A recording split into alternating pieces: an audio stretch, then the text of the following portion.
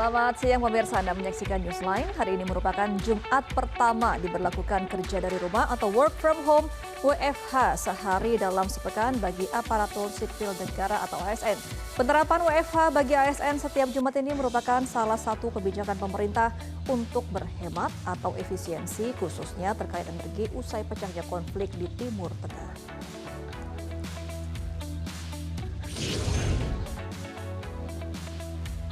Badan Pengawas Obat dan Makanan atau BPOM menindak peredaran produk gas medis dinitogen monoksida atau N2O merek Baby Whip yang dijual secara ilegal. Produk ini diduga disalahgunakan sebagai gas tertawa di kalangan anak muda.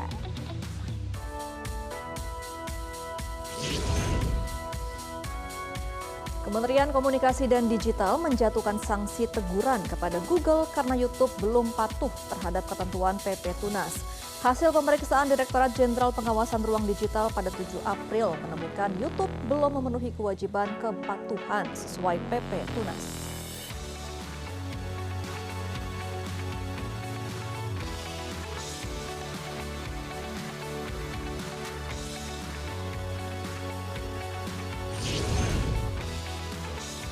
Halo, selamat siang pemirsa. Apa kabar Anda? Senang sekali program Newsline dapat kembali menyapa Anda. Kali ini bersama saya, Gemma Tanjung. Dan saya Jessica Wulandari. Pemirsa, selain 3 berita utama tadi, tentunya kami akan menghadirkan sejumlah informasi menarik lainnya. Dan langsung saja kita awali Newsline dengan Spotlight berikut ini.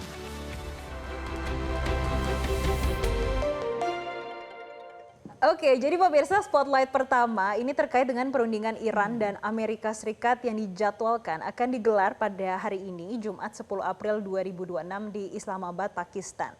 Dan perundingan para pihak yang berkonflik ini digelar menyusul kesepakatan gencatan senjata 2 pekan, yang mana perundingan ini dimediasi oleh Pakistan di bawah Perdana Menteri Shehbaz Sharif sebagai mediator. Jadi pemirsa, kalau kita ingat pertemuan ini bertujuan untuk menurunkan proposal 10 poin yang mencakup pencabutan sanksi, keamanan transit di Selat Hormuz dan juga penarikan pasukan Amerika Serikat dari pangkalan regional. Sementara Amerika Serikat menuntut Iran menghentikan pengayaan uranium, membatasi rudal, meninggalkan proksi di Timur Tengah dan memberi akses inspeksi IAEA tanpa batas. Meskipun gencatan senjata disepakati selama 2 pekan, Iran menegaskan militer tetap siaga dan perang belum berakhir secara permanen. Perundingan ini berlangsung tertutup di mana kedua belah pihak berusaha mencapai kesepakatan konklusif untuk menjaga stabilitas regional. Perundingan ini dipandang sebagai upaya damai setelah ketegangan tinggi dengan tujuan menyelesaikan perselisihan secara menyeluruh.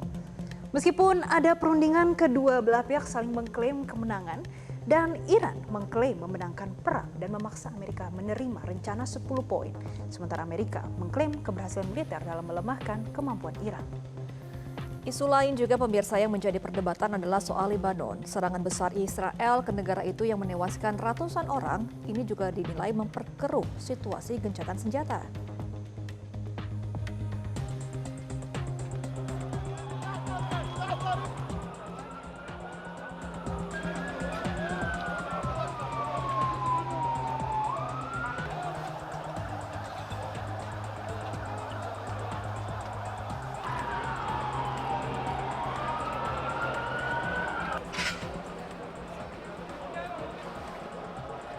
Senjata yang disepakati.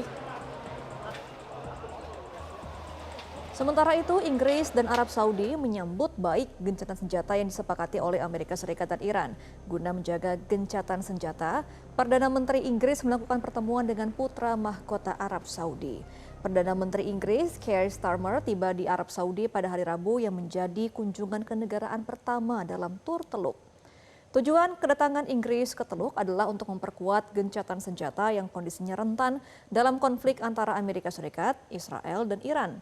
Starmer diperkirakan akan mengadakan pertemuan dengan putra mahkota Saudi Mohammed bin Salman mengenai upaya menjaga gencatan senjata, menjaga eskalasi lebih lanjut, dan memastikan keamanan jalur energi serta pelayaran utama di kawasan Teluk. Kunjungan ini dilakukan beberapa hari setelah gencatan senjata sementara tercapai, menyusul serangan rudal dan pesawat tak berawak selama berminggu-minggu yang menargetkan negara-negara Teluk dan menimbulkan kekhawatiran atas pasokan energi global.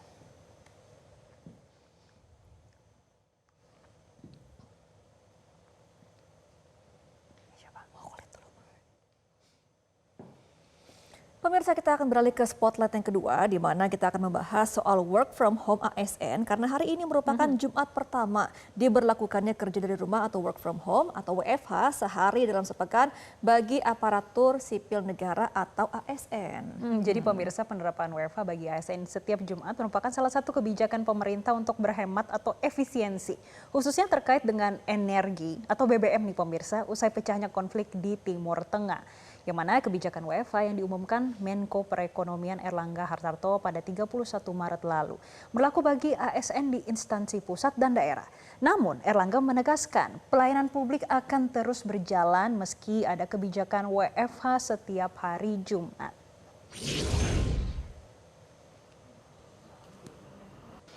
Ya, pemirsa, memang betul bahwa hari ini merupakan hari pertama pelaksanaan kebijakan WFH atau work from home bagi ASN pemerintah Provinsi DKI Jakarta. Di mana memang pemirsa, jika bisa kita bandingkan dengan hari-hari sebelumnya untuk pantauan situasi terkini, memang di Balai Kota ini sendiri tergolong cukup landai, mengingat bahwa dari volume ASN yang masuk kantor ini pun sudah mulai berkurang. Maupun tadi jika kami lihat di depan saya saat ini merupakan area parkir dari ASN yang memang akan bekerja di Balai Kota ini tergolong cukup sepi dibandingkan dengan hari-hari biasanya. Nah pemirsa, untuk kebijakan WFH ini merupakan bagian dari transformasi kerja yang memang diusulkan oleh pemerintah Provinsi DKI Jakarta, dan kemudian Gubernur DKI Jakarta Pramono Anung juga telah menerbitkan surat edaran nomor 3 tahun 2026 yang memang diterbitkan pada tanggal 6 April lalu. Dan pemirsa, aturan ini juga merupakan bentuk dari tindak lanjut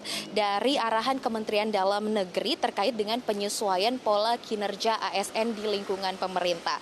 Nah pemirsa, untuk pelaksanaannya ini sendiri tidaklah semua ASN atau 100% ASN ini dapat melaksanakan WFH, melainkan ada kuotanya sekitar 25 hingga 50% ASN yang dapat melakukan work from home. Adapun untuk pemilihan ASN ini sendiri yang dapat melakukan WFH adalah tergantung dari karakteristik pekerjaannya, jenis pekerjaannya, maupun serta kebutuhan layanan publik. Nah pemirsa, selain pembatasan kuota, ini ada syarat-syarat yang memang diberlakukan untuk para ASN yang bisa melakukan WFH, antara lain adalah ASN yang tidak sedang menjalani atau dalam proses hukuman disiplin, kemudian juga ASN yang memiliki masa kerja lebih dari 2 tahun. Nah pemirsa, Pemprov DKI Jakarta juga memastikan bahwa penerapan dari kebijakan ini tidak mengganggu sama sekali dari pelayanan publik untuk masyarakat DKI Jakarta. Selain itu pemirsa, terkait dengan absensi atau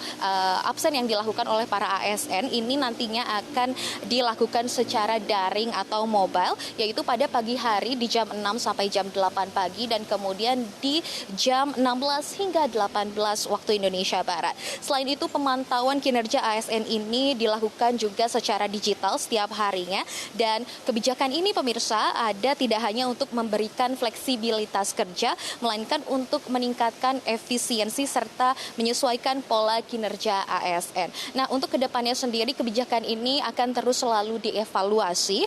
Adapun evaluasinya ini akan dilakukan setiap 2 bulan sekali dan bisa menyesuaikan sesuai dengan kebutuhan.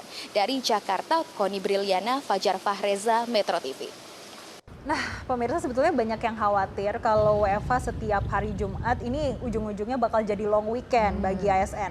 Tapi Kementerian Pendayagunaan Aparatur Negara dan Reformasi Birokrasi (PAN-RB) sudah menegaskan kalau kebijakan WFH bagi ASN setiap Jumat bukan merupakan hari libur.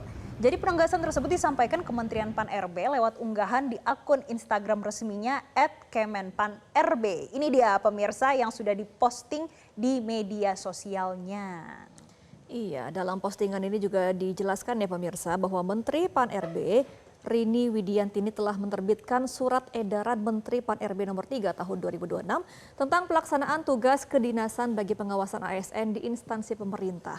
Ada 5 poin penting terkait kebijakan WFH bagi ASN setiap hari Jumat. Kementerian PAN-RB juga menegaskan WFH setiap Jumat oleh ASN harus dilakukan di rumah, tempat tinggal, atau di domisilinya. Setiap instansi juga wajib melakukan evaluasi berkala selama penerapan kerja dari rumah bagi ASN. Selain WFH juga, efisiensi lain yang dilakukan adalah pemerintah membatasi penggunaan kendaraan dinas dan mengurangi perjalanan dinas. Oke, itulah tadi sejumlah upaya yang dilakukan untuk menghemat atau efisiensi bahan bakar, terutama karena melihat ada tensi geopolitik yang merambat efeknya ke dalam negeri. Salah satunya kita harus berhemat terkait dengan penggunaan energi. Itu dia. Jadi work from home ya, bukan work from cafe ya. Itu harus diingatkan karena akan evaluasi setiap minggunya. Betul ya. sekali, evaluasi tentu diperlukan untuk menghitung seberapa besar efisiensinya dan dampaknya bagaimana terhadap pelayanan publik. Oke, itu udah ada 2 spotlight. Kira-kira spotlight ketiga apa nih, Gemma? Ini terkait dengan Lebaran Betawi tahun ini, Jessica, yang diselenggarakan pada 10 hingga 12 April 2026 di Lapangan Banteng, Jakarta dengan tema Lebaran Betawi untuk Jakarta, memperkokoh persatuan dalam merawat tradisi menuju Jakarta Kota Global. Nah, ada beragam atraksi disiapkan pemirsa, mulai dari penampilan ondel-ondel, tanjidor, silat Betawi hingga gambang kromong dan lenong. Selain itu juga pemirsa terdapat kegiatan religius seperti pengajian, maulid dan doa bersama. Hiburan rakyat seperti layar tancap dan permainan tradisional juga turut meramaikan acara. Ada juga sajian khas Betawi dipastikan menjadi daya tarik tersendiri bagi para pengunjung nih, Jessica. Jadi ini kalau dari tanggal 10 sampai tanggal 12 April pas banget pas weekend ini ya, terutama bagi warga Jakarta ada kerak telur tuh sudah. Iya, yang bingung mau kemana, mungkin ini bisa menjadi salah satu destinasi, apalagi banyak kulinernya di sana tuh pemirsa. Jadi karena ini weekend, panitia menargetkan sekitar 20.000 orang akan menghadiri perayaan ini, termasuk wisatawan domestik dan juga mancanegara. Lebaran Betawi merupakan tradisi masyarakat Betawi yang berkembang sebagai bentuk perayaan pasca Idul Fitri. Tradisi ini menjadi ajang silaturahmi sekaligus memperkuat identitas budaya Betawi di tengah modernisasi Jakarta. Pemirsa, tradisi ini juga identik dengan hantaran makanan khas seperti ketupat, semur, dodol, dan juga pertunjukan seni tradisional. Lebaran Betawi 2026 diprediksi akan menarik antusiasme tinggi dari para warga, karena itu pengguna jalan diminta untuk menghindari kawasan Lapangan Banteng selama acara karena berpotensi macet dan disarankan menggunakan transportasi umum. Nah, kita akan melihat ya seperti apa keseruan di sana karena perayaan Lebaran Betawi akan diawali dengan malam syukuran pada Jumat petang. Pemerintah Provinsi DKI Jakarta telah menyiapkan berbagai agenda budaya, mulai dari pertunjukan seni tradisional hingga bazar kuliner khas Betawi. Berikut kita simak liputan jurnalis Metro TV Adinda Vinka dan juru kamera Guntur dari Lapangan Banteng, Jakarta. Halo pemirsa Metro TV, saat ini saya sedang berada di area Lapangan Banteng, Jakarta Pusat, di mana pada hari ini pemerintah Provinsi DKI Jakarta tengah mempersiapkan jelang perayaan Lebaran Betawi yang akan dilaksanakan pada hari ini nanti sekitar pukul 18:30 waktu Indonesia Barat. Ini akan menjadi puncak utama perayaan dari Lebaran Betawi, di mana memang berdasarkan pantauan kami pada siang hari ini sudah mulai ramai sekali stand-stand UMKM yang sudah berjejeran di sekitar area Lapangan Betawi. Dan juga dari panggung utama ini juga tengah dipersiapkan.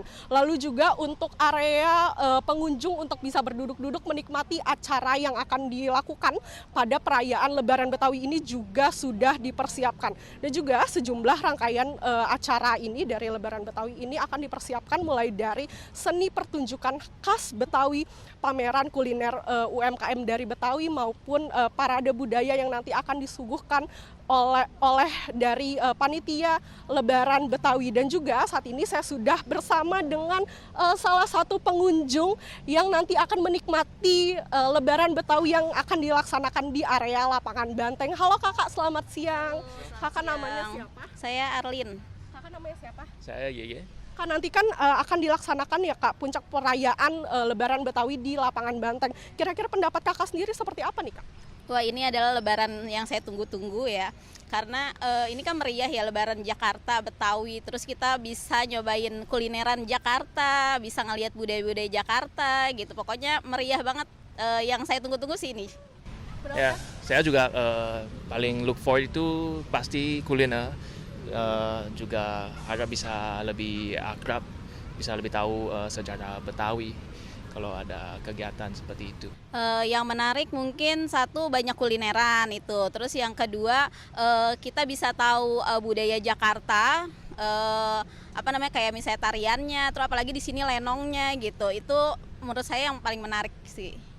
Ya, untuk saya sejarah juga di zaman sejarah modern semakin banyak teknologi, tapi kalau bisa buat rakyat lebih tahu, lebih akrab sejarah Betawi yang suku yang khas Jakarta itu untuk langkah panjang lebih baik, dan itu bisa membentuk identitas yang unik di sini. Ya. Mungkin harapan dari kakak berdua nih untuk DKI Jakarta ke depannya atau budaya Betawi ke depannya ini seperti apa nih harapannya? Harapan saya untuk DKI Jakarta semoga semakin jaya, terus aman, tentram ya, apalagi di sini kan budaya Jakarta kental banget, itu lebih ditingkatin lagi supaya yang anak-anak modern sekarang, apalagi Gen Z, Gen Alpha itu bisa tahu budaya Jakarta, karena sempat beberapa mungkin ada yang nggak tahu, yang sempat hilang budaya ini gitu. Nah itu dia tadi pemirsa wawancara saya bersama dengan salah satu pengunjung yang ada di sini. Memang selain itu nanti juga untuk rekayasa lalu lintas pada siang hari ini berdasarkan pantauan kami ini masih belum dilaksanakan, tetapi dihimbau bagi Anda yang nanti akan melewati lapangan Banteng ini dihimbau untuk melewati jalur alternatif lain untuk menghindari kemacetan. Dan juga selain itu harapan dari warga DKI Jakarta ini untuk bisa semoga Lebaran Betawi yang nanti dilaksanakan di lapangan Banteng ini dapat berjalan aman dan juga kondusif serta mendorong perekonomian dari DKI Jakarta. Dari Jakarta, Dinda Vinka, Guntur, Metro TV. Dan pemirsa, Nissan akan kembali usai jeda dengan informasi menarik lainnya. Tetaplah bersama kami.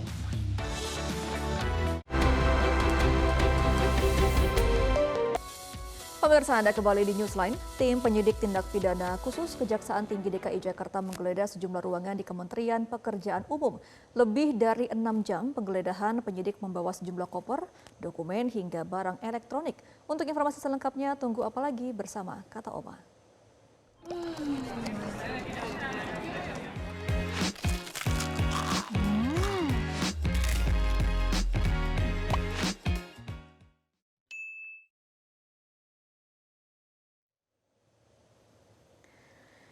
Pemirsa, Kejati DKI Jakarta menggeledah sejumlah ruangan di kantor Kementerian Pekerjaan Umum. Penggeledahan dilakukan di Gedung Direktorat Jenderal Sumber Daya Air, Gedung Utama Kementerian PU, dan Direktorat Cipta Karya. Penggeledahan merupakan bagian dari penyidikan dugaan tindak pidana korupsi tahun anggaran 2023 hingga 2024. Dalam proses penggeledahan, penyidik mengamankan sejumlah dokumen dan barang elektronik yang diduga berkaitan dengan perkara. Penyidik masih melakukan pendalaman terhadap barang bukti tersebut dengan membawa barang sitaan menggunakan sejumlah koper. Kejaksaan Tinggi DKI Jakarta menyebut penyidik akan terus dikembangkan dan publik diminta menunggu hasil resmi dari tim tindak pidana khusus.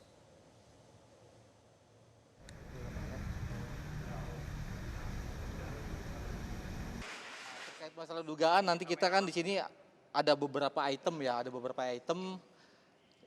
termasuk kegiatan di tahun 2023-2024 yang mungkin nantilah kita juga masih mendalami terkait barang bukti yang kita sita dari Kementerian PU. Kita nggak tahu nanti dari tim tindak pidana khusus, karena kan saya hanya ini. Mungkin kalau memang tidak lanjutnya ya nantilah. Kalau untuk kasus ruangan apa aja, Pak? ya Semua ruangan. terkait ruangan Pak Menteri. Pokoknya kita intinya dalam itu semua ruangan lah. Kalau untuk hal detailnya juga nantilah nunggu. Menteri Pekerjaan Umum Dodi Hanggodo mengaku tidak mengetahui kasus yang sedang disidik Kejati DKI di kementeriannya. Dirinya terbuka dan mempersilahkan Kejati DKI menggeledah semua ruangan serta mengusut tuntas kasus yang sedang ditangani. Mereka hanya minta izin memasuki beberapa ruangan untuk pendalaman. Saya kasih izin, saya bahkan bilang, event ruangan saya, monggo. Dan saya sudah sampaikan kepada kepala security saya, Pak Rio, kalau mereka mau masuk ke ruangan saya, monggo. Kalau mereka mau ngambil barang dari tempat saya, monggo, coba dicatat. Jadi saya kasih keleluasaan itu. Kan sudah crystal clear, Pak Prabowo mengatakan sudah crystal clear kan. Kamu bersihkan dirimu atau kamu saya bersihkan. Ya saya kan ingin menunjukkan saya ini nggak ngapa-ngapain, saya bersih. Tim penyidik Kejaksaan Tinggi Sumatera Utara menggeledah kantor Badan Pertahanan Negara Provinsi Sumatera Utara. Pertanahan Negara Provinsi Sumatera Utara, maksud kami. Penggeledahan ini guna mencari alat bukti atas dugaan tindak pidana korupsi proyek pengerjaan ruas jalan tol Medan Binjai yang menelan anggaran 1,1 triliun rupiah.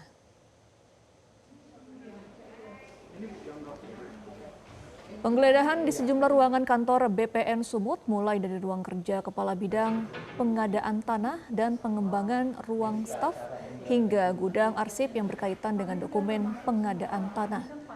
Seluruh dokumen yang didapat terkait proyek jalan tersebut selanjutnya dibawa ke kantor Kejati Sumut sebagai langkah awal mengumpulkan seluruh alat bukti.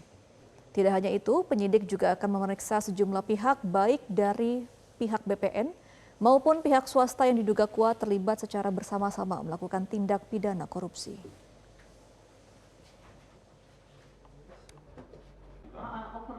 Adapun penggeledahan ini dilakukan terkait dugaan tindak pidana korupsi atas pengadaan tanah untuk pembangunan jalan tol ruas Medan Binjai seksi 1, 2, dan 3 sepanjang 25,441 km.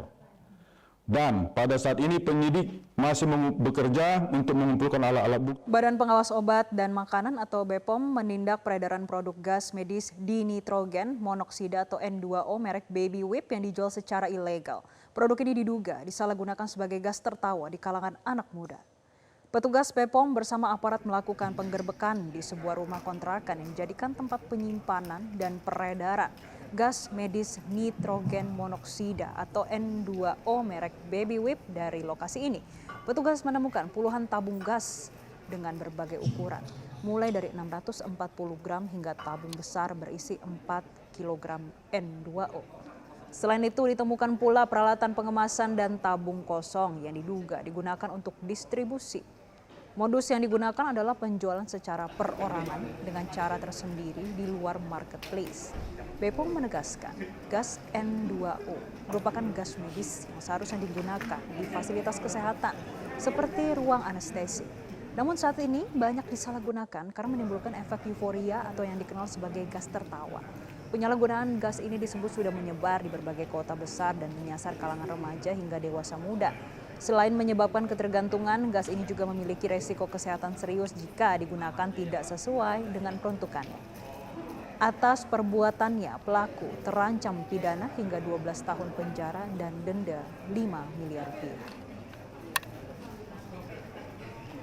Betul, kita tahu modus penggunaan whipping, penggunaan whipped cream, penggunaan macam-macam itu bagian hanya mengelabui, tapi intinya adalah sebetulnya adalah penyalahgunaan sediaan farmasi, khususnya gas farmasi N2O. Dan kita paham ini sebetulnya gas medis yang sangat dibutuhkan di rumah sakit untuk kepentingan medis, tapi tidak untuk kepentingan selain itu. Dan ternyata faktanya telah marak penggunaannya merata di seluruh kota-kota besar Indonesia. Pemirsa, pemerintah Provinsi DKI Jakarta menyiapkan peraturan gubernur sebagai aturan turunan peraturan pemerintah nomor 17 tahun 2025 tentang tata kelola penyelenggaraan sistem elektronik dalam perlindungan anak atau PP Tunas. Aturan itu diharapkan dapat membatasi paparan digital terhadap anak di bawah umur.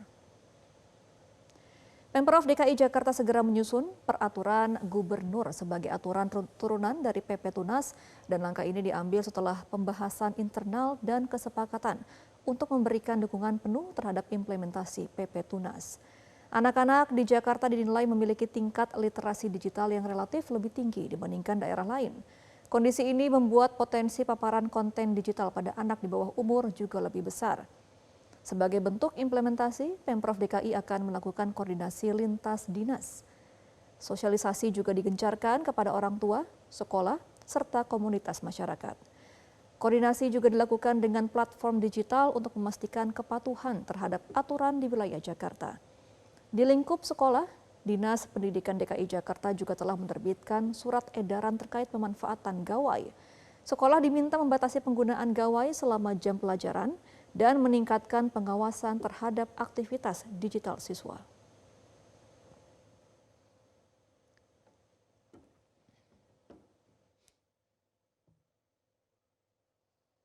Kementerian Komunikasi dan Digital menjatuhkan sanksi teguran kepada Google karena YouTube belum patuh terhadap ketentuan PP Tunas.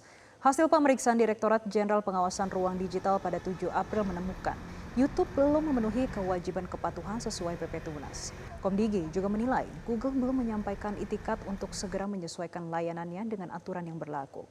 Menteri Komunikasi dan Digital Mutia Hafid menegaskan, pihaknya tidak lagi memberikan toleransi atas ketidakpatuhan tersebut. Proses penanganan kini ditingkatkan dari tahap pemeriksaan menuju pemberian sanksi. Sebagai langkah awal, Kemkomdigi resmi mengeluarkan surat teguran kepada Google. Pihaknya menyatakan sanksi diberikan secara bertahap dengan harapan Google segera mengubah sikap dan memenuhi ketentuan hukum di Indonesia. Dirinya juga menegaskan akan tetap mengawasi pelaksanaan kebijakan PP Tunas di lapangan. Kemkomdigi menekankan kepatuhan platform digital bukan soal kendala teknis, melainkan kemauan untuk tunduk pada hukum yang berlaku di Indonesia. Bahwa pemerintah memberikan catatan merah kepada pihak Google yang menaungi YouTube. Berdasar hasil pemeriksaan oleh Dirjen Pengawasan Ruang Digital pada 7 April lalu, ditemukan YouTube belum memenuhi kewajiban kepatuhan dan tidak menyebutkan atau belum menyebutkan itikat untuk dalam waktu dekat mengikuti hukum yang berlaku. Sehingga tidak ada pilihan, pemerintah tidak bisa memberi toleransi lagi untuk kemudian bergerak dari ranah pemeriksaan ke ranah sanksi. Pemirsa, usai jeda Newsline masih akan kembali untuk Anda, tetaplah bersama kami.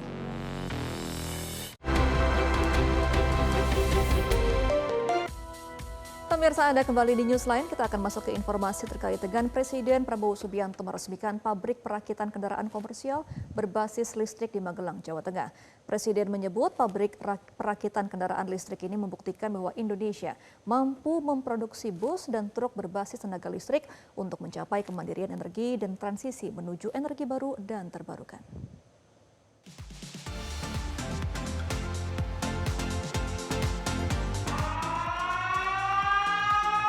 Peresmian fasilitas perakitan kendaraan komersial berbasis listrik diawali dengan peninjauan gedung dan fasilitas perakitan milik PT Vektor Sakti Industries oleh Presiden Prabowo Subianto. Didampingi Komisaris Utama Vektor Teknologi Mobilitas Anindya Bakri, Menteri ESDM Bahlil Hadalia, Mensesnek Prasetyo Hadi dan Seskap Teddy Indrawijaya. Pabrik ini memproduksi 3.000 unit kendaraan per tahun, khususnya bus dan truk listrik, dan mengekspansi menjadi 10.000 unit per tahun. Pada tahun 2025, mobil yang dirakit memiliki tingkat komponen dalam negeri atau TKDN sebesar 40% dan ditargetkan tahun ini mendekati 60%. Presiden menyambut baik inisiatif Vektor dalam mendukung industrialisasi kendaraan berbasis listrik di tanah air. Menurutnya, inisiatif ini merupakan tonggak membanggakan dalam upaya menuju energi bersih dan transisi menuju energi baru terbarukan. Saya sangat menyambut baik inisiatif yang dilaksanakan oleh Vektor ini, Vektor Industri, adalah bersejarah, adalah suatu tonggak yang membanggakan. Ya. Ibarat kita dulu diajarkan apa ya itu istilahnya ya, pepatah gitu ya. Ibarat pucuk dicinta, ulam pun tiba. Jadi inilah yang kita harapkan dari putra-putra, putri-putri bangsa Indonesia. Ya, memang negara butuh. Kita harus tinggalkan energi dari karbon, dari fosil. Kita gunakan hanya untuk yang strategis. Presiden Prabowo juga mengungkapkan target pemerintah untuk memperluas produksi kendaraan listrik di dalam negeri. Ia berharap pada tahun 2028, Indonesia bisa memproduksi mobil sedan listrik secara besar-besaran. Menurutnya, saat ini pemerintah tengah membentuk perusahaan yang akan fokus pada produksi sedan listrik nasional. Saya berharap di tahun 2028 kita akan produksi secara besar-besaran mobil sedan dari listrik. Jadi sekarang sudah ada bus dari listrik, truk dari listrik, dan kemampuannya juga cukup besar, membanggakan. Saya berharap Vector ini akan menjadi salah satu national champion kita. Langkah ini menjadi bagian dari upaya mempercepat transformasi industri kendaraan ramah lingkungan dengan memanfaatkan energi baru terbarukan. Tim Liputan, Metro TV. Presiden Prabowo Subianto menyebut pemerintah akan mempercepat kemandirian energi nasional, salah satunya melalui program elektrifikasi dengan kapasitas 100 gigawatt yang diharapkan bisa tercapai dalam 2 tahun ke depan. Program ini menjadi bagian dari langkah strategis pemerintah untuk mengurangi ketergantungan terhadap bahan bakar fosil, khususnya solar dan diesel. Nantinya dengan program ini pemerintah akan menutup 13 pembangkit listrik tenaga diesel atau PLTD milik PLN. Saudara, saya sudah putuskan dan akan kita jalankan program listrifikasi 100 gigawatt. 100 gigawatt yang kita harapkan bisa dicapai dalam 2 tahun. Nanti tidak boleh ada lagi pembangkit listrik menggunakan diesel, menggunakan solar. Tidak. Dengan itu kita akan tutup pembangkit listrik tenaga diesel 13 buah yang di PLN akan kita tutup. Dari menutup itu kita akan menghemat 200.000 barrel sehari. Kita masih perlu import sekarang ini 1 juta barrel sehari. Dengan kita tutup PLTD kita menghemat langsung 20%. Dan dengan nanti 100 gigawatt kita juga akan menghemat sangat-sangat besar. Mungkin kita 2-3 tahun lagi tidak perlu import BBM sama sekali. Kita punya kekuatan besar, kita benar sungguh-sungguh kita akan mandiri, kita akan kuat, kita akan berdiri di atas kaki kita sendiri. Ya. Tahun depan kita akan bikin kejutan untuk seluruh dunia. Indonesia sedang bangkit. This giant is waking up. We will not be anymore the sleeping giant. We are rising. Pemirsa, penandatanganan perjanjian kerja bersama ke-24 PT Freeport Indonesia periode 2026-2028 resmi digelar dan dihadiri langsung oleh Menteri Ketenagakerjaan Yassi Yardley dan Presiden Direktur PT Freeport Indonesia Tony Wenas. Kesepakatan ini diharapkan menjadi sinergi antara manajemen dan serikat pekerja dalam menjaga keberlanjutan hubungan industrial. Dalam PKB terbaru disepakati kenaikan upah sebesar 3% pada tahun pertama dan 4% pada tahun kedua. Selain itu, terdapat peningkatan berbagai tunjangan seperti akomodasi, kerja bawah tanah, pendidikan, serta jaminan hari tua bagi karyawan. Proses perundingan dapat diselesaikan dalam waktu 18 hari berkat komunikasi yang terjaga antara PT Freeport Indonesia dan serikat pekerja. Kesepakatan ini dicapai di tengah kondisi operasional yang baru berjalan sekitar 40% pasca insiden longsor dan gangguan keamanan di wilayah kerja. Perjanjian kerja bersama ini merupakan kesinambungan dari kerjasama yang telah berlangsung selama 48 tahun dan menjadi salah satu yang terlama di Indonesia. Menteri Ketenagakerjaan menekankan pentingnya implementasi dan pengawasan PKB agar hubungan industrial tetap harmonis serta melindungi hak pekerja.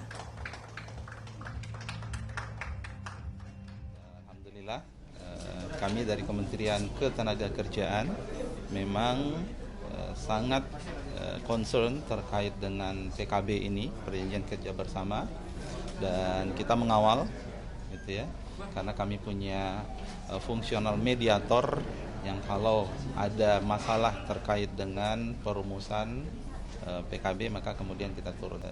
Kami dari Kementerian Ketenagakerjaan kita mendorong semua perusahaan agar memiliki PKB ini. Dan tadi saya juga sampaikan terkait dengan tantangan yang dihadapi ke depan, sehingga satu-satunya solusi itu adalah bagaimana serikat pekerja, serikat buruh, dan manajemen ini harus bersinergi, harus berkolaborasi untuk mewujudkan hubungan industrial transformatif. Pemirsa, Nissan akan kembali usai jeda, tetaplah bersama kami.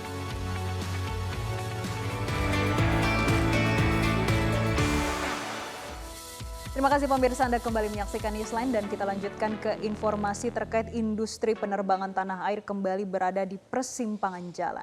Kini masyarakat dan pelaku industri harus menelan pil pahit akibat lonjakan harga tiket pesawat.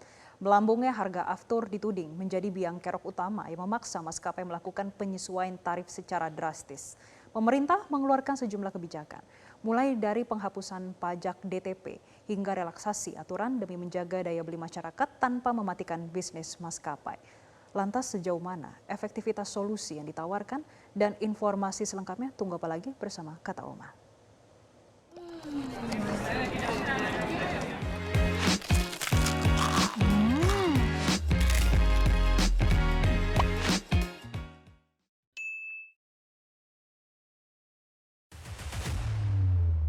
Pemerintah resmi menetapkan batas atas biaya tambahan bahan bakar atau fuel surcharge sebesar 38% untuk seluruh jenis pesawat. Kebijakan ini diambil guna meredam pembengkakan biaya operasional maskapai akibat lonjakan harga aftur dunia. Kenaikan ini menyatukan tarif fuel surcharge yang sebelumnya berbeda, yakni 10% untuk pesawat jet dan 25% untuk tipe propeller. Menko Perekonomian Erlangga Hartarto menyebut kebijakan ini berlaku selama 2 bulan ke depan sebagai respons atas harga aftur yang menyentuh angka Rp23.551 per liter imbas konflik geopolitik di Timur Tengah. Langkah ini dinilai krusial mengingat aftur menyumbang hingga 40% beban operasional maskapai. Fuel surcharge kami telah berkoordinasi dengan seluruh airlines yang beroperasi di Indonesia, khususnya yang domestik, sehingga kami dapat menetapkan bahwa untuk kenaikan fuel surcharge adalah 38%. Kami tidak sepihak dalam menetapkan kenaikan fuel surcharge. Ini adalah dalam bentuk koordinasi dan masukan dari pihak-pihak, khususnya dari pihak airlines. Pemerintah juga mengizinkan harga tiket pesawat domestik naik antara 9 sampai 13%. Kenaikan harga aftur ini tentu mempengaruhi struktur biaya operasional dari maskapai nasional, di mana harga aftur itu berkontribusi terhadap 40% dari biaya operasional pesawat. Nah, untuk menjaga kenaikan harga tiket domestik agar tetap terjangkau oleh masyarakat, maka pemerintah menjaga kenaikan harga tiket hanya di kisaran 9-13%. Beberapa langkah strategis diambil agar harga tiket tetap terjangkau bagi masyarakat, sambil tetap membantu maskapai menghadapi biaya yang meningkat. Pertama, PPN ditanggung pemerintah sebesar 11% untuk tiket pesawat kelas ekonomi domestik. Artinya, sebagian pajak yang biasanya dibayar penumpang kini ditanggung pemerintah. Dengan cara ini, meski harga tiket naik, penumpang tetap bisa merasa ringan di kantong. Selain itu, pemerintah menaikkan biaya tambahan bahan bakar atau fuel surcharge menjadi 38%. Langkah ini memastikan biaya tiket lebih mencerminkan kenaikan harga aftur, tapi tetap terkendali. Tak hanya itu, beberapa biaya lain juga dipangkas. Biaya masuk untuk suku cadang pesawat dihapuskan menjadi 0%. Tujuannya jelas agar menjaga tiket tetap terjangkau bagi masyarakat, memastikan maskapai tetap bisa beroperasi dengan aman dan mendukung kelangsungan industri penerbangan domestik di tengah gejolak harga energi global. Langkah-langkah ini bersifat sementara dan dievaluasi secara berkala, tergantung bagaimana harga aftur di pasar global dan kondisi industri penerbangan. Tim Liputan Metro TV.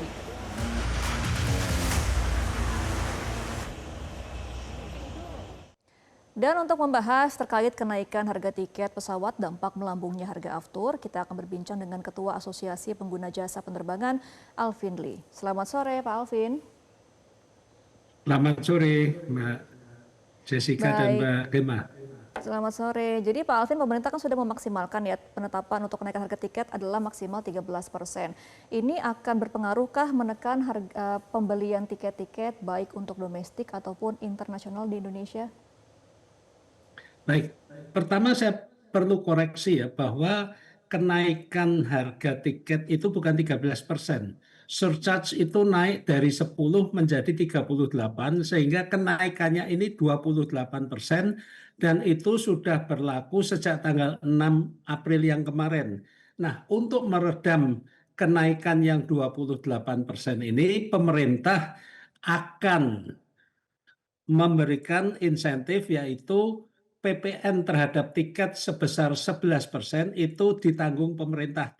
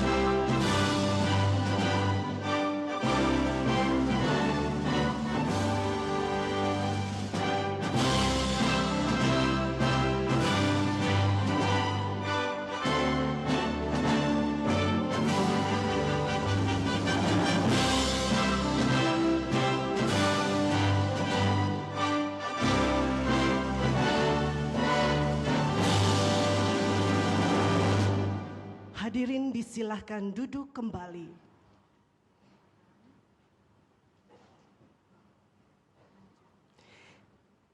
Yang terhormat Presiden Republik Indonesia, Bapak Prabowo Subianto.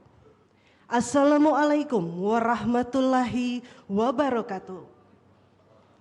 Selamat siang dan selamat datang dalam acara penyerahan denda administratif dan penyelamatan keuangan negara serta penguasaan kembali kawasan hutan tahap 6. Hadirin yang kami hormati, mengawali acara pembacaan doa oleh Kasubdit pada Direktorat HAM Berat, Bapak Agus Hairudin.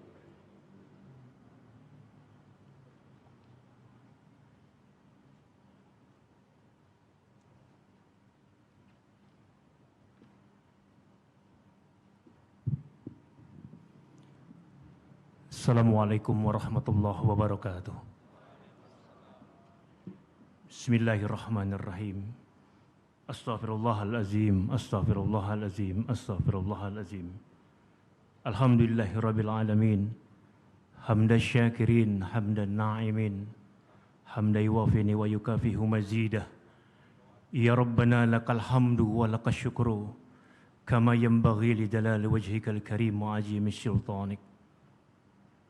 Ya Allah, ya Tuhan kami, segala puji bagimu atas segala nikmat yang Engkau berikan, sehingga pada hari ini kami dapat hadir di tempat yang mulia ini, dalam rangka pengabdian kami untuk negeri tercinta. Ya Allah, ya Tuhan kami, berkahilah acara ini, jadikanlah pengabdian kami ini sebagai penambah iman dan takwa, serta sebagai pembelaan kami terhadap kepentingan negara dan bangsa kami. Ya Allah, limpahkanlah keberkahan kepada bangsa kami yang kaya akan sumber daya alam ini untuk menjadi manfaat bagi seluruh rakyat negeri ini, ya Allah. Ya Allah, ya Tuhan kami, berikanlah kesehatan, kekuatan, kesabaran kepada pemimpin kami untuk menjadikan bangsa Indonesia sebagai bangsa yang besar, bangsa yang bermartabat, dan menjadikan bangsa Indonesia sebagai negeri yang sejahtera, negeri yang makmur, baldatun thayyibatun wa rabbun ghafur.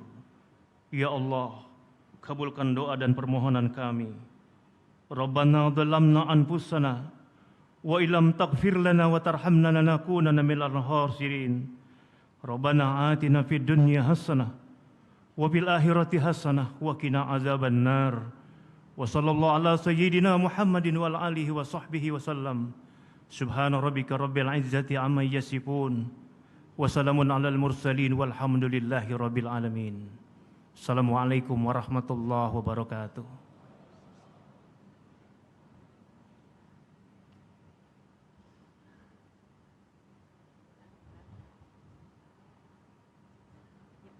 Hadirin yang kami hormati, selanjutnya laporan Jaksa Agung Bapak Burhanuddin.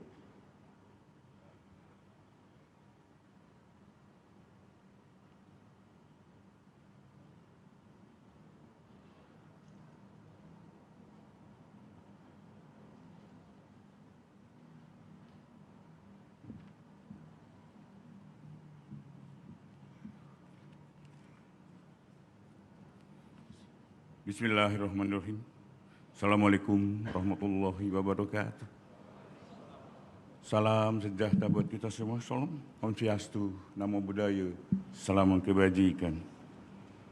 Yang terhormat Jenderal TNI Purnawirawan Haji Prabowo Subianto, Presiden Republik Indonesia.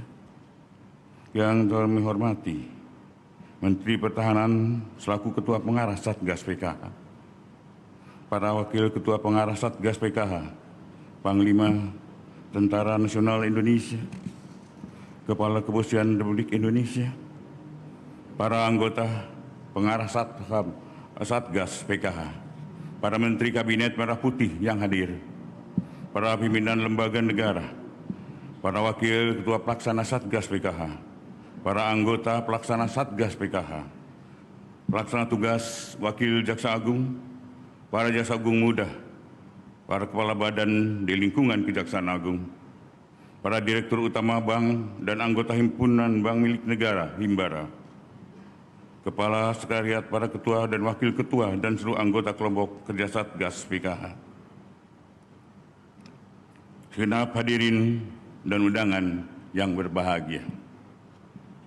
Mengawali kegiatan pada hari ini, marilah kita senantiasa memanjatkan puji dan syukur kehadirat Allah Subhanahu wa Ta'ala, Tuhan yang Maha Kuasa, atas segala rahmat dan karunia-Nya, hingga kita dapat mengikuti kegiatan penyerahan denda administratif dan penyelamatan keuangan negara, serta penguasaan kembali kawasan hutan tahap yang ke-6. Bapak Presiden dan hadirin yang saya muliakan, alhamdulillah pada hari ini kami melaporkan hal-hal sebagai berikut. Pertama, penyerahan uang pada hari ini sebagai wujud transparansi kinerja kepada publik.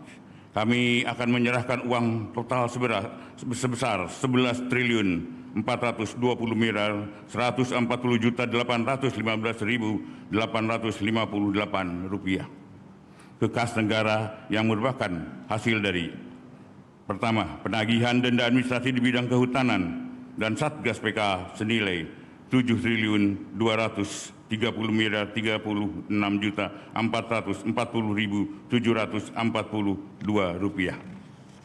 Kedua adalah hasil penerimaan negara bukan pajak atau PNBP yang merupakan penyelamatan keuangan negara atas penanganan tindak pidana korupsi oleh Kejaksaan Republik Indonesia Januari sampai Maret senilai 1.867.847.912 rupiah.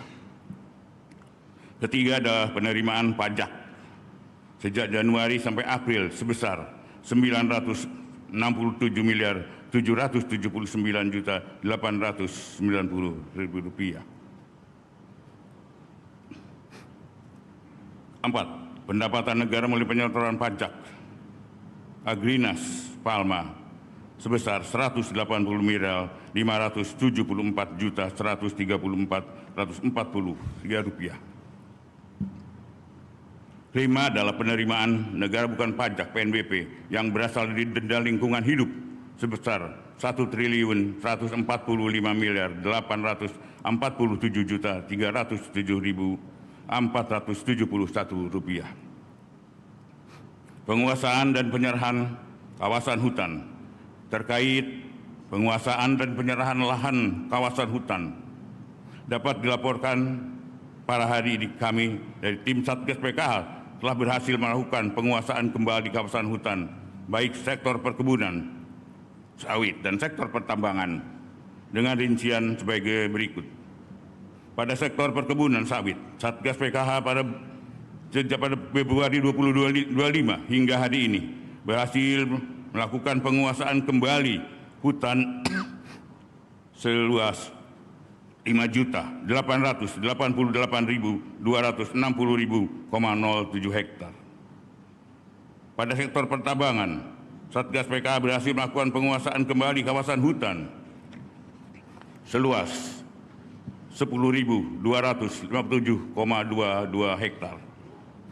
Dari total penguasaan kembali, Satgas PKH hari ini akan menyerahkan kembali lahan kawasan hutan tahap 6 sebagai berikut. Diserahkan kepada Kementerian Kehutanan lahan kawasan hutan yang berupa kawasan hutan konservasi seluas 254.780,12 hektar yang diantaranya meliputi hutan produksi yang dapat dikonservasi yang berlokasi di Kabupaten Ketapang, Provinsi Kalimantan Barat seluas 149.198,09 hektar. Taman Hutan Raya Laikombi di Sebulu Salam Aceh seluas 510,03 hektar. Hutan konservasi kelompok hutan Gunung Halimun dan Gunung Salak Bogor seluas 105.072 hektar. Diserahkan kepada kementerian lembaga terkait dari Satgas PKH ke Kementerian Keuangan, selanjutnya ke BPI dan Nantara, kemudian diserahkan ke Agrinas Palma Nusantara dengan total luasan 30.543,40 hektar. Perlu kami sampaikan bahwa Satgas PKH sejak dibentuknya pada bulan Februari 2025 hingga saat ini telah berhasil melakukan penyelamatan keuangan aset negara yang mencapai 307.411.443.235 rupiah 7/4. Bapak Presiden dan hadirin yang berbahagia, kalau kita mengingat pidato Bung Karno yang berjudul Indonesia Menggugat, beliau mengatakan bahwasanya Indonesia bagi kaum imperialisme adalah suatu surga yang harus seluruh dunia tidak ada lawannya, tidak ada bandingnya kenikmatannya. Dalam konteks pelaksanaan tugas Satgas PKH, saya ingin menegaskan bahwa penegakan hukum yang lemah akan membuat negara kehilangan uang, kehilangan aset, kehilangan wibawa, kehilangan kemampuan untuk mensejahterakan rakyat. Sebaliknya, penegakan hukum yang kuat, cerdas, dan terarah akan memperbaiki tata kelola, memulihkan kerugian negara, menyehatkan iklim usaha untuk memberi dampak nyata bagi ekonomi nasional. Indonesia dianugerahi modal strategis yang besar, berupa kekayaan sumber daya alam, posisi geopolitik yang sangat penting, serta bonus demografik yang kuat. Namun demikian, dalam arsitektur ekonomi global Indonesia masih tetap kerap berada pada posisi yang belum optimal sebagai pemasok bahan mentah dan pasar konsumsi, sementara nilai tambah dan keuntungan strategis lebih banyak mengalir ke luar negeri. Kondisi ini menunjukkan bahwa pengelolaan sumber daya manusia pembangunan daya nasional belum sepenuhnya memberikan manfaat maksimal bagi kesejahteraan rakyat. Oleh karena itu, negara bertanggung jawab secara konstitusional untuk mewujudkan kesejahteraan sosial melalui peran aktif mengelola pelindungan dan kepentingan nasional. Dalam konteks tersebut, penegakan hukum tidak dapat dipahami semata sebagai instrumen represif, tetapi juga harus ditempatkan sebagai bagian dari kebijakan negara dalam mewujudkan keadilan sosial dan kesejahteraan masyarakat. Dengan demikian, hukum dan kesejahteraan rakyat merupakan suatu kesatuan yang tidak bisa terpisahkan, di mata hukum menjadi fondasi utama bagi terwujudnya ekonomi nasional yang sehat, berkeadilan, berkedaulatan. Bapak Presiden, hadirin yang saya muliakan, sebelum mengakhiri laporan ini saya sampaikan, tidak lupa saya mengucapkan apresiasi yang rasa terima kasih sebesar-besarnya kepada segenap jajaran kementerian lembaga yang telah bekerja keras mewakafkan waktu dan tenaganya secara bersinergi dalam upaya menertibkan kawasan hutan yang bergabung dalam Satgas PKH. Yang pertama adalah hukum harus tegak, dan penegakan hukum yang tegas diperlukan adanya rangka menjaga stabilitas nasional. Negara tidak boleh kalah dari mafia yang harus menghisap kekayaan hutan Indonesia untuk memperkaya diri sendiri. Kita pastikan bahwa hutan sebagai karunia Tuhan Yang Maha Esa, merupakan anugerah yang dimiliki bangsa Indonesia, harus dikelola dan dilestarikan untuk kepentingan rakyat, bukan hanya untuk kepentingan segelintir kelompok. Izin Bapak Presiden, hari ini Satgas berkumpul dan nanti mohon arahan dari Bapak Presiden kepada Satgas untuk menambah semangat kami di dalam pelaksanaan tugas. Demikian beberapa hal yang dapat saya sampaikan. Semoga kita bisa mendapatkan bimbingan serta perlindungan Tuhan Yang Maha Kuasa dalam upaya bersama-sama membangun masa depan bangsa negara Indonesia yang semakin adil, makmur, dan sejahtera. Amin, amin, ya Rabbal Alamin. Sekian, wassalamualaikum warahmatullahi wabarakatuh. Salam sejahtera bagi kita semua, shalom. Om Santi, Santi, Santi Om, Namo Buddhaya. Salam kebajikan.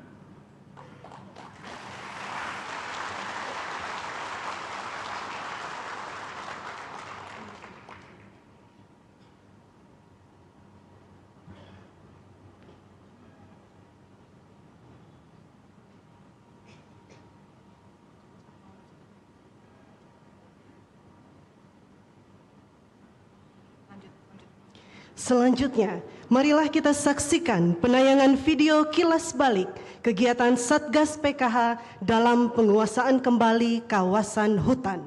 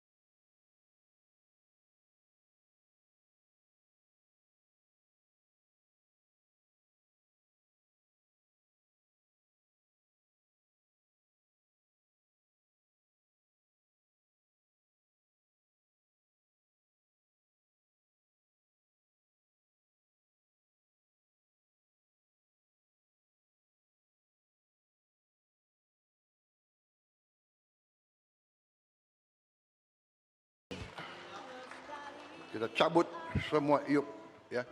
Prinsip-prinsip yang nggak beres kita cabut, harus di tangan negara, dan kita bisa nanti memperkuat institusi-institusi kita.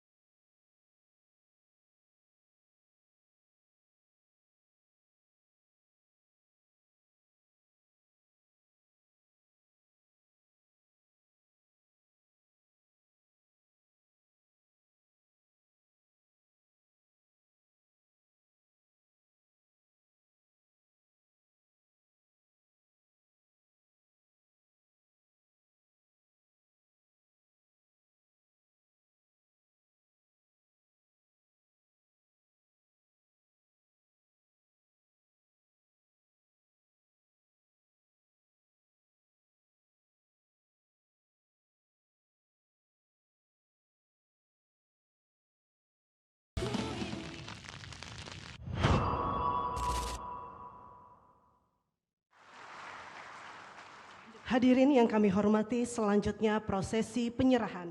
Mohon izin kami undang untuk dapat mengambil tempat Jaksa Agung selaku Wakil Ketua 1 Pengarah Satgas PKH, Menteri Keuangan, Menteri Kehutanan, Menteri Lingkungan Hidup, COO Danantara, dan Dirut PT Agrinas Palma Nusantara.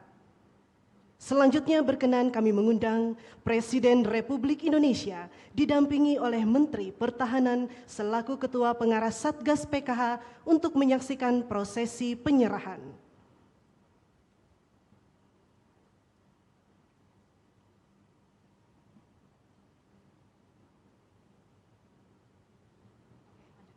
Prosesi penyerahan diawali dengan penyerahan denda administratif dan penyelamatan keuangan negara sejumlah 11.420.104.815.850 rupiah dari Jaksa Agung didampingi Menteri Kehutanan dan Menteri Lingkungan Hidup diserahkan kepada Menteri Keuangan.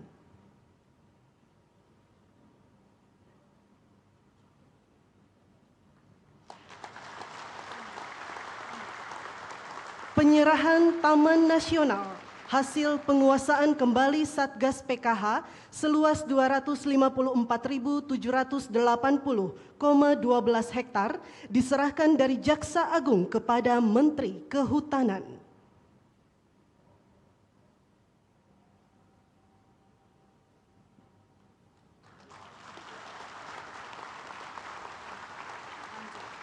Penyerahan perkebunan kelapa sawit tahap 6 hasil penguasaan kembali Satgas PKH seluas 30.543,40 hektar. Mohon berkenan Menteri Keuangan, COO Danantara, dan Dirut PT Agrinas Palma Nusantara mengambil tempat.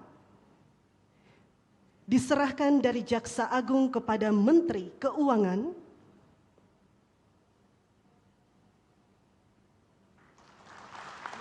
Dilanjutkan kepada COO Danantara.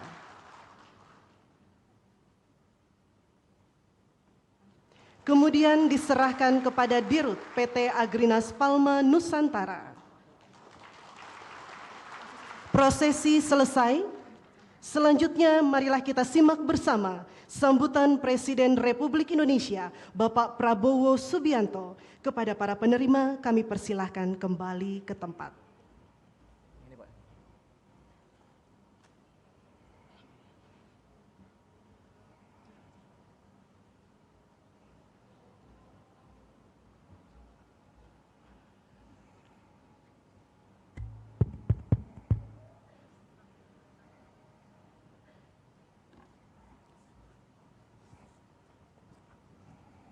Bismillahirrahmanirrahim. Assalamualaikum warahmatullahi wabarakatuh. Selamat sore, salam sejahtera bagi kita sekalian. Shalom, salve om, swastiastu, namo buddhaya, salam kebajikan. Yang saya hormati Jaksa Agung Republik Indonesia sebagai tuan rumah, Profesor ST Burhanuddin beserta seluruh jajaran Kejaksaan Agung Republik Indonesia. Dalam hal ini Jaksa Agung sebagai Wakil Ketua Pengarah dari Satgas PKH. PLT Wakil Jaksa Agung Republik Indonesia Profesor Asep N. Mulyana. Jaksa Agung Muda Tindak Pidana Khusus Saudara Febri Adriansyah, Jaksa Agung Muda Intelligence, Profesor Reda Mantovani, Jaksa Agung Muda Pembinaan, Saudara Hendro Dewanto, Jaksa Agung Muda Pengawasan, Saudara Rudi Margono, Jaksa Agung Muda Perdata dan Tata Usaha Negara, Profesor R. Narendra Jatna, Jaksa Agung Muda Pidana Militer, Saudara Muhammad Ali Ridho, Ketua Komisi 1 Dewan Perwakilan Rakyat Republik Indonesia, Saudara Utut Adianto Wahyu Widayat, para Menteri, Kepala Badan, Panglima TNI, Kapolri, Kepala BIN, serta seluruh anggota Kabinet Merah Putih yang hadir, Menteri Perekonomian, Saudara Erlangga Hartarto, Menteri Pertahanan Jenderal TNI Purnawirawan Safri Samsudin sebagai Ketua Pengarah Satgas PKH, Menteri Energi dan Sumber Daya Mineral Saudara Bahlil Lahadalia, Menteri Kehutanan Saudara Raja Juli Antoni, Menteri Lingkungan Hidup Saudara Hanif Faisal Nurofik, Menteri Tenaga Kerja Profesor Yasyerli, Menteri Transmigrasi Saudara Muhammad Iftitah Suryanegara, Menteri Keuangan Saudara Purbaya Yudi Sadewa, Menteri Sekretaris Negara Saudara Prasetyo Hadi, Panglima TNI Jenderal TNI Agus Subianto, Kepala Kepolisian Negara Republik Indonesia Jenderal Polisi Listio Sigit Prabowo, Kepala Badan Intelijen Negara Jenderal TNI Purnawirawan Muhammad Herindra, Kepala Badan Pengawas Keuangan dan Pembangunan Saudara Muhammad Yusuf Ateh, Sekretaris Kabinet Republik Indonesia Saudara Teddy Indrawijaya, PLT Kepala Badan Informasi Geospasial Saudara Muhammad Arif Syafi'i. Yang saya hormati seluruh anggota Satuan Tugas Penertiban Kawasan Hutan yang hadir, para pimpinan perusahaan BUMN, para hadirin undangan, serta rekan-rekan pers dan media yang saya hormati. Tentunya kita sebagai insan yang bertakwa selalu memanjatkan puji syukur kehadiran Allah Subhanahu wa taala, Tuhan Maha Besar, Tuhan Maha Kuasa yang memiliki sekalian alam, atas segala karunia berkah yang diberikan kepada kita, kesehatan yang masih diberikan kepada kita, terutama kebaikan dan kedamaian yang diberikan kepada negara kita. Kita hari ini hadir dalam acara penyerahan hasil penyelamatan keuangan dan aset negara serta penagihan denda administratif tahun 2026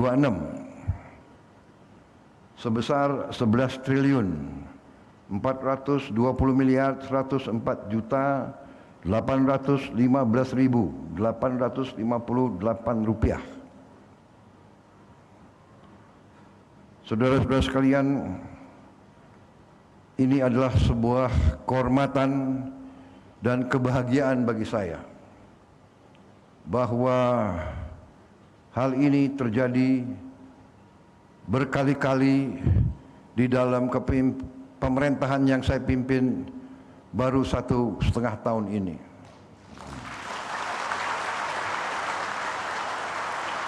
Pada bulan Oktober 2025, kita berhasil menyelamatkan uang negara sebesar 13 triliun 255 dalam perkara tindak pidana korupsi pemberian fasilitas ekspor crude palm oil dan turunannya. Selang 2 bulan kemudian pada Desember 2025, kita kembali berhasil selamatkan uang 6,625 triliun. Dan hari ini 10 April kita berhasil menyelamatkan 11,420 triliun. Dengan demikian total uang tunai yang berhasil kita selamatkan sampai hari ini adalah 31,3 triliun rupiah.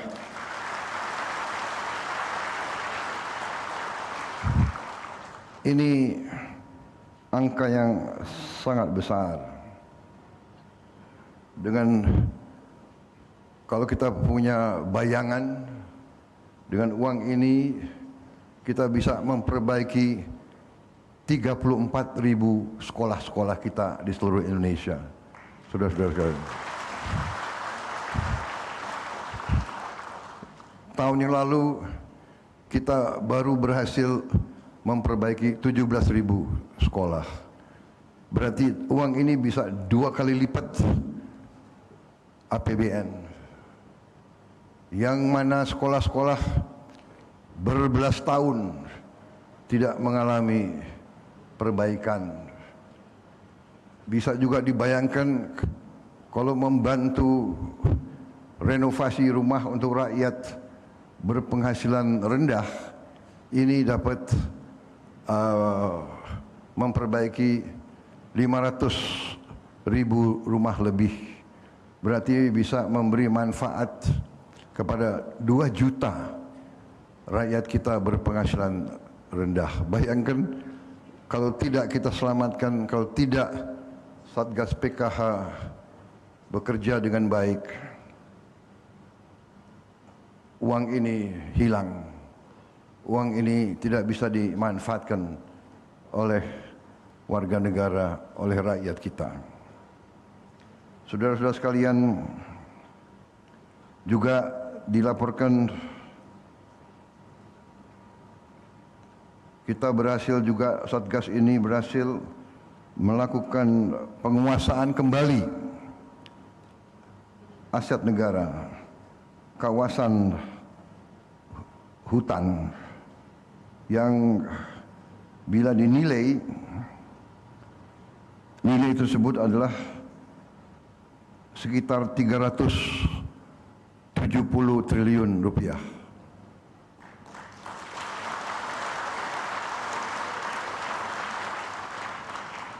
Padahal seluruh APBN kita adalah 3.700 triliun kurang lebih.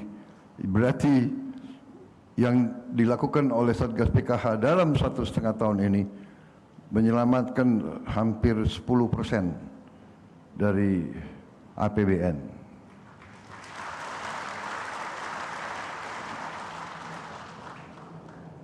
Kalau kita hitung 370 triliun, kita bisa perkirakan semua sekolah seluruh Indonesia kita perbaiki, kita bikin modern, kita lengkapi dengan digitalisasi, dengan layar-layar digital yang cerdas. Kita perbaiki semua MCK di semua sekolah kita. Kita bisa bangun ribuan jembatan-jembatan di desa-desa. Kita bisa bayangkan perubahan nasib rakyat kita dengan penyelamatan uang dan aset yang saudara-saudara telah hasilkan. Saudara-saudara, untuk itu atas nama pemerintah, atas nama negara dan bangsa, atas nama seluruh rakyat Indonesia dan atas nama saya pribadi, saya ingin ucapkan terima kasih kepada saudara-saudara yang bekerja dalam Satgas PKH ini.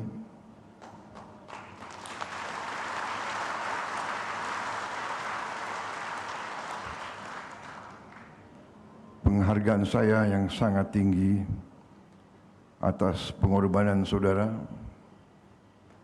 Kita faham negara kita sangat luas secara fisik untuk memeriksa, untuk mengaudit, untuk mengecek di lapangan. Tidak mudah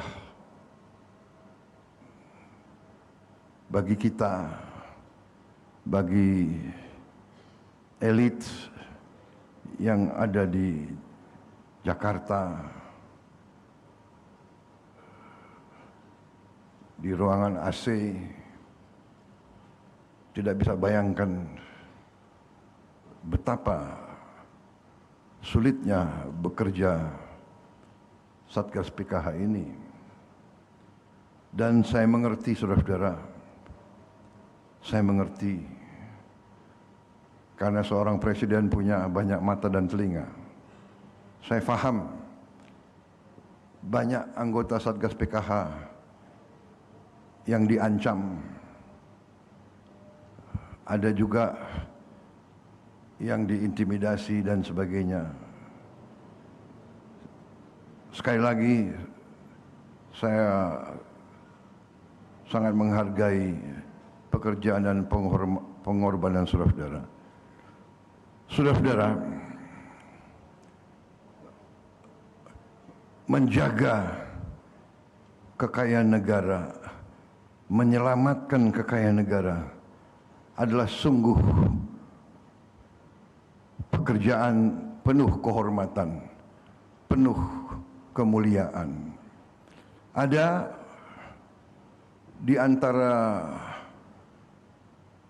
kita, harus kita akui, di antara birokrasi kita, di antara KL-KL kita, di antara lembaga-lembaga kita, institusi kita, ada pribadi-pribadi yang diberi tugas, diberi kehormatan oleh negara, tapi memakai wewenang dan kekuasaannya justru untuk membantu mereka-mereka yang mencuri dari uang negara. Kita fahami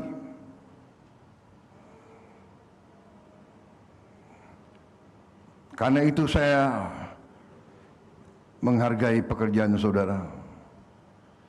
Saudara tergolong orang yang masih punya rasa tanggung jawab yang sangat besar kepada negara, bangsa, dan rakyat kita.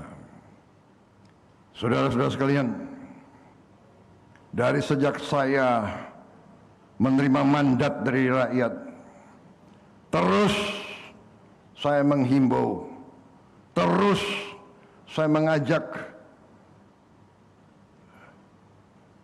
dengan persuasif, dengan pendekatan manusiawi sebagai sesama bangsa Indonesia, sebagai sesama putra Nusantara.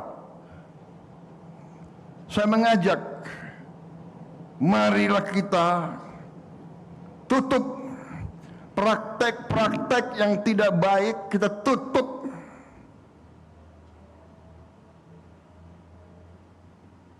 Menipu rakyat, menipu atasan.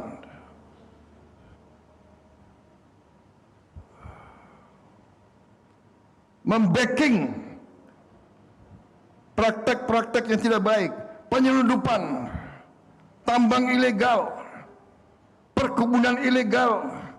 Saya menghimbau, ayo kita semua yang diberi kepercayaan rakyat, mari kita laksanakan tugas yang diberikan oleh rakyat kepada kita dengan baik.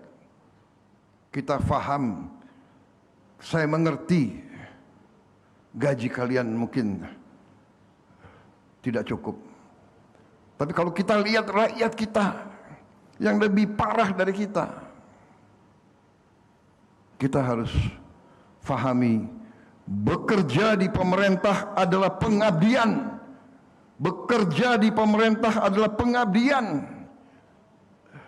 Bekerja untuk pemerintah di pemerintah adalah pengabdian. Berapa ribu kali saya harus tekankan, bekerja di pemerintah adalah pengorbanan dan pengabdian.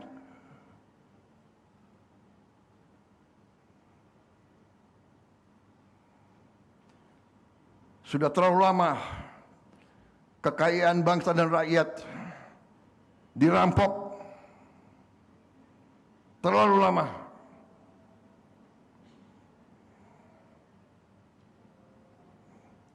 Saya keluarkan Perpres ini, Perpres nomor 5 tahun 2025 bulan Januari. 3 bulan setelah saya terima mandat, saya keluarkan. Saya membentuk Satgas PKH. Kalau ada yang mengancam anggota Satgas PKH, dia mengancam Presiden Republik Indonesia.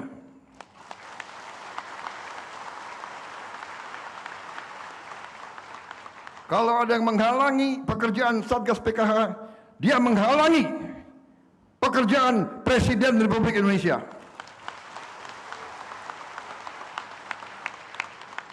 Dan percayalah, saya akan menggunakan semua wewenang dan kekuasaan yang diberikan oleh Undang-Undang Dasar 1945 kepada Presiden Republik Indonesia. Saya akan gunakan itu untuk menegakkan hukum, saudara-saudara sekalian.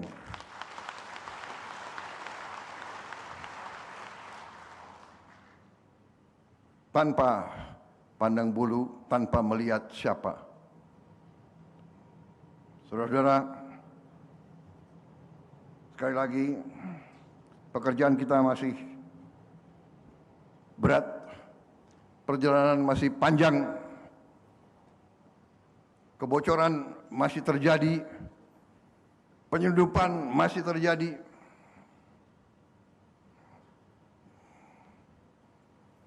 Panglima TNI, Kapolri, Menteri Keuangan, Anda punya lembaga-lembaga yang tugasnya adalah untuk menghentikan penyelundupan. Gunakan segala wewenang yang ada pada Anda untuk menegakkan itu. Dan semua lembaga di setiap tingkatan harus bekerja sama untuk menegakkan hukum. Saya sangat setuju. Hukum adalah instrumen untuk menjaga kekayaan bangsa dan negara. Tanpa kekayaan bangsa dan negara, tidak mungkin rakyat kita hidup sejahtera. Tidak ada pilihan lain bagi kita. Saudara-saudara sekalian, terima kasih pekerjaanmu. Ya, saya menutup sambutan saya mau mengutip salah satu guru ekonomi dari Harvard University. Dia adalah salah satu guru kapitalisme. Ya, dalam bukunya The Spirit of Capitalism, dia katakan bahwa ya,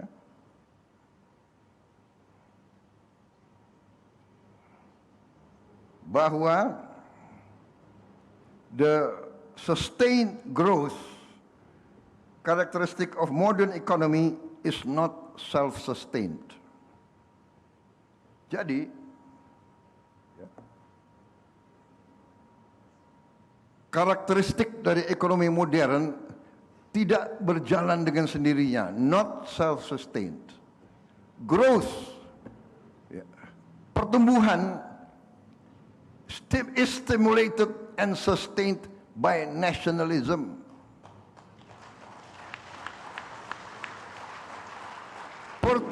Pertumbuhan distimulasi dan dipertahankan oleh nasionalisme. Ini embahnya kapitalis, gurunya kapitalis ngajar begitu. Masa kita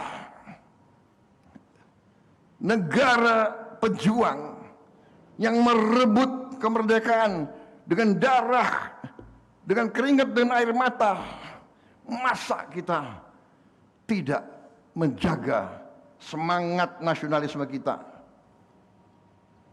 Saudara-saudara,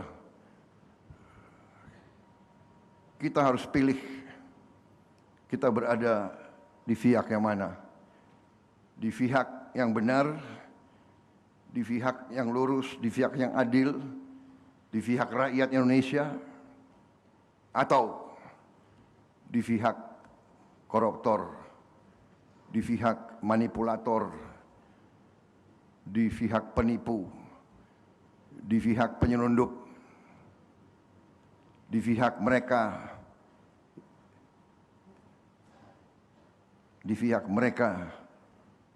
yang berani mentertawakan NKRI. Sudah ada keputusan Mahkamah Agung berapa belas tahun tidak dieksekusi. Sudah ada izin yang dicabut oleh pemerintah Republik Indonesia 8 tahun.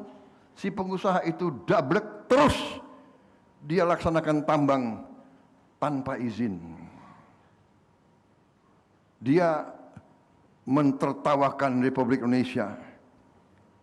Dia meludahi pengorbanan mereka-mereka yang gugur untuk kemerdekaan Indonesia.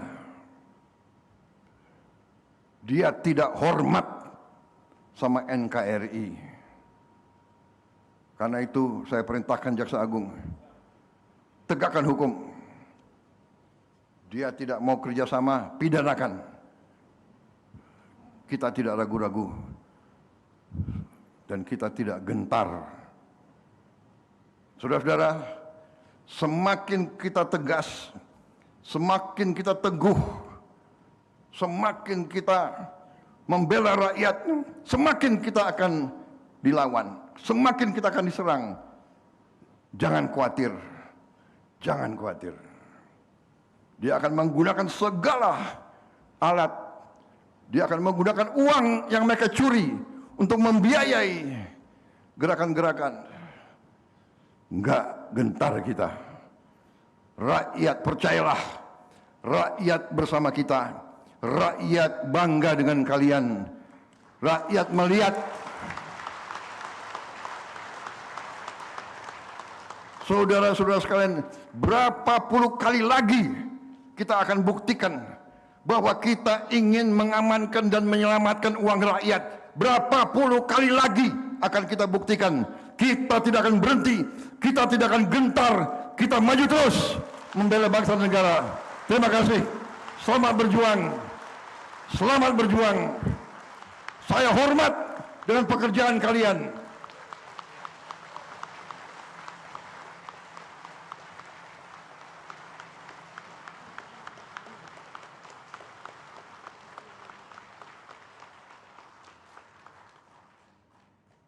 Kita siap mati di atas jalan yang benar. Membela rakyat adalah pekerjaan yang sangat mulia. Wassalamualaikum warahmatullahi wabarakatuh. Salam sejahtera kita sekalian. Om Santi Santi Santi Om. Shalom Salve. Terima kasih, selamat berjuang. Merdeka! Demikian rangkaian acara penyerahan denda administratif dan penyelamatan keuangan negara serta penguasaan kembali kawasan hutan tahap 6 selesai. Terima kasih kami ucapkan kepada Presiden Republik Indonesia, Bapak Prabowo Subianto yang telah hadir pada acara sore hari ini.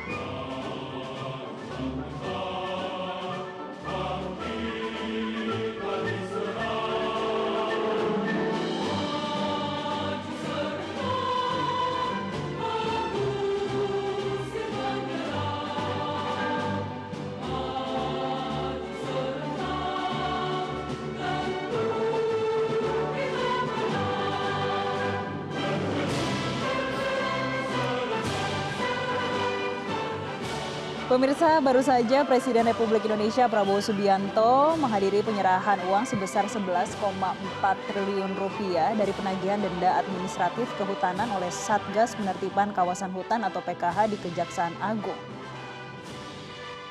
Di sana Presiden juga bersama dengan Menteri Pertahanan Syafri Samsudin, Menteri Keuangan Trubaya Yudi Sadewa, Kepala BPKP Yusuf Ateh, Kapolri Jenderal Listio Sigit Prabowo, dan juga Menteri Kehutanan Raja Juli Antoni, serta Kepala BPI dan Antara Rosan Roslani. Pemirsa, dari 11,4 triliun rupiah yang hari ini diserahkan, ini merupakan hasil penagihan denda administratif kehutanan oleh Satgas PKH sebesar 7,2 triliun rupiah, sedangkan sebanyak 1,9 triliun rupiah merupakan hasil penyelamatan keuangan negara dari hasil korupsi. Kemudian dengan rincian 967 miliar rupiah merupakan hasil penerimaan setoran pajak di sepanjang tahun 2026, kemudian 108 miliar rupiah yang berasal dari pendapatan negara melalui penyetoran pajak periode 28 Februari 2026 oleh PT Agrinas Palma Nusantara sebesar 108 miliar rupiah.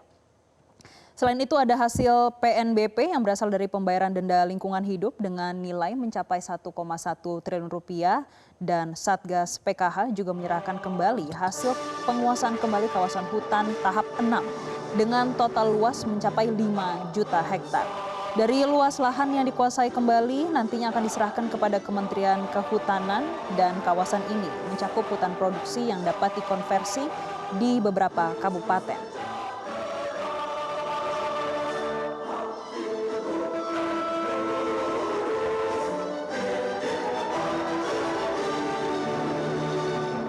Demikian breaking news Metro TV saat ini. Terima kasih dan sampai jumpa.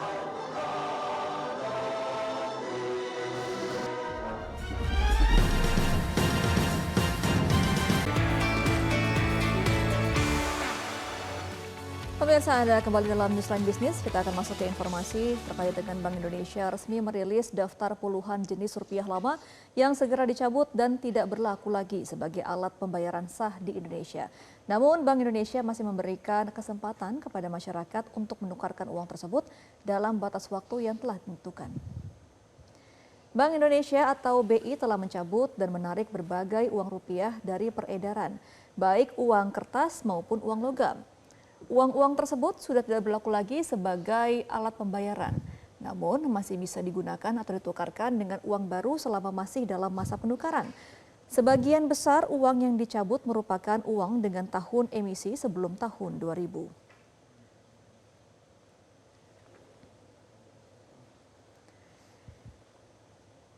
Di antaranya pemirsa adalah uang tahun emisi 1964, 1970, 1971 hingga 1980-an yang sudah lama beredar di masyarakat.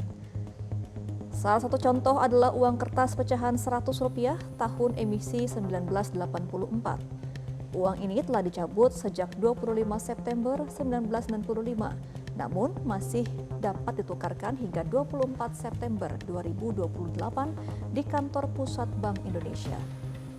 Tak hanya uang kertas, sejumlah uang logam juga masuk dalam daftar pencabutan, seperti pecahan Rp2 tahun emisi 1970 dan Rp10 tahun emisi 1971, 1974, serta 1979 yang masih dapat ditukarkan hingga 14 November 2029. Selain itu, terdapat pula uang rupiah khusus atau URK yang diterbitkan dalam rangka peringatan tertentu. Misalnya seri 25 tahun kemerdekaan Republik Indonesia, seri Cagar Alam, hingga seri Save the Children, dan lain-lain. Uang-uang peringatan tersebut dicabut pada 30 Agustus 2021 dan masih dapat ditukarkan hingga 29 Agustus 2031. Termasuk di dalamnya pecahan Rp10.000, Rp25.000 hingga Rp100.000 dari berbagai seri khusus. Untuk uang edaran tahun-tahun terbaru, Bank Indonesia juga menetapkan pencabutan untuk beberapa uang, seperti uang pecahan Rp500 tahun emisi 1991 dan 1997, serta pecahan Rp1.000 tahun emisi 1993 yang dicabut pada 1 Desember 2023. Tak hanya itu, uang peringatan seri untuk anak-anak dunia tahun emisi 1969 juga dicabut pada 31 Januari 2025. Namun masyarakat masih dapat menukarkannya hingga 31 Januari 2035.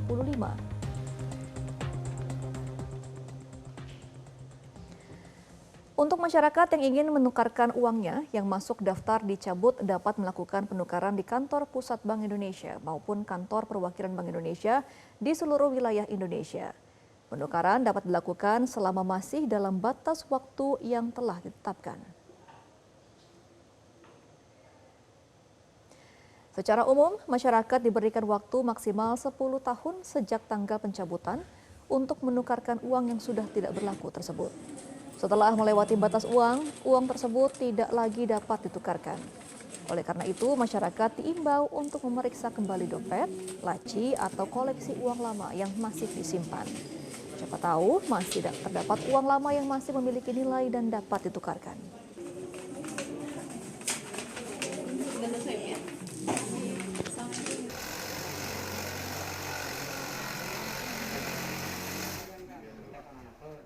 Menteri Keuangan Purbaya Yudi Sadewo mengkritik proyeksi pertumbuhan ekonomi Indonesia yang dirilis Bank Dunia. Purbaya menilai perhitungan Bank Dunia keliru dan memicu sentimen negatif terhadap perekonomian nasional. Kritik Purbaya disampaikan di kantor Kementerian Keuangan pada Kamis siang. Purbaya menyebut kinerja ekonomi pada kuartal pertama tahun 2026 masih kuat. Pertumbuhan dinilai berpotensi mencapai di atas 5,6%. Menurut Purbaya, pemerintah tetap fokus menjaga fundamental ekonomi.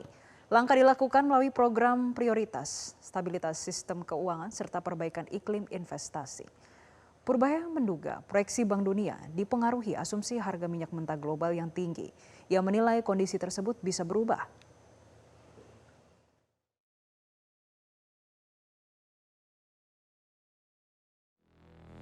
Pemirsa, usai jeda, Newsline masih akan kembali untuk Anda. Tetaplah bersama kami.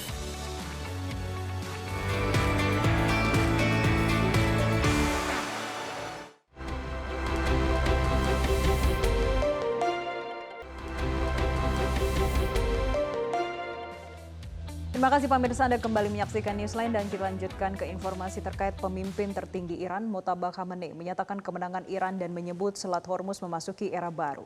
Dalam sebuah pernyataan yang dibacakan oleh pembawa acara di televisi pemerintah, Mojtaba Khamenei menyebut rakyat Iran sebagai pemenang sejati dan menegaskan negaranya kini bangkit menjadi kekuatan besar. Pernyataan ini muncul di tengah gencatan senjata yang belum pasti serta ketegangan di Selat Hormuz yang masih berlanjut. Khamenei muda juga menyatakan ia berjanji akan ada era baru di Selat Hormuz. Sementara itu, serangan Israel di Lebanon terus memicu konflik yang menyebabkan ratusan korban jiwa. Iran memperingatkan akan adanya peringatan keras jika serangan terhadap sekutu militannya tidak berhenti. برافراشته شود. باید با اعلام بناء بر مذاکرات با دشمن تصور شود که حضور در خیابان‌ها لازم نیست. Menteri Luar Negeri Inggris Yves Cooper menyerukan agar Selat Hormuz dibuka kembali sepenuhnya tanpa syarat. Pada pidatonya di Mansion House, London, Yves menegaskan bahwa kebebasan navigasi di laut tidak boleh dibatasi atau dikenakan aturan sepihak. Pernyataan ini disampaikan di tengah situasi Timur Tengah yang memanas setelah serangan Israel di Lebanon yang menewaskan ratusan orang. Ia juga menegaskan atau menekankan bahwa perdamaian di kawasan tidak akan tercapai tanpa penyelesaian krisis di Lebanon. Because we were not involved in the start of this conflict, but we will work together to support a sustainable end to it. So most important of all for us, that means the restoration of freedom of navigation, the reopening of the Strait of Hormuz, and getting the global economy moving once more. Because the attacks on international shipping in the Gulf, the effective closure of the strait has been deeply... Warga Iran pada hari Kamis memperingati 40 hari wafatnya mantan pemimpin tertinggi Ayatollah Ali Khamenei yang meninggal pada awal perang Iran. Di ibu kota Teheran, ribuan pelayat yang mengenakan pakaian hitam menggelar pawai dari lapangan Jomhuri Islami menuju area kantor Khamenei di pusat kota. Media pemerintah Iran juga menayangkan upacara serupa di berbagai kota lain dan menyebut peringatan ini akan berlangsung hingga malam hari. Jenazah Khamenei diketahui belum dimakamkan sejak ia meninggal pada 28 Februari. Sementara itu putranya Ayatollah Mojtaba Khamenei kini telah mengambil alih posisi sebagai pemimpin tertinggi Iran.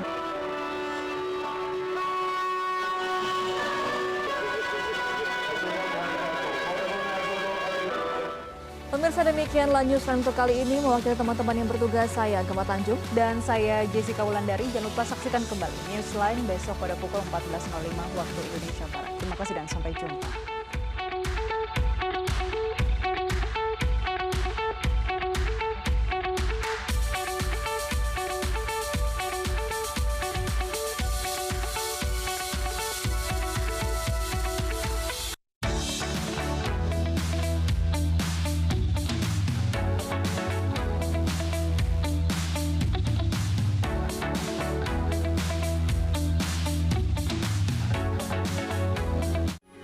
Metro TV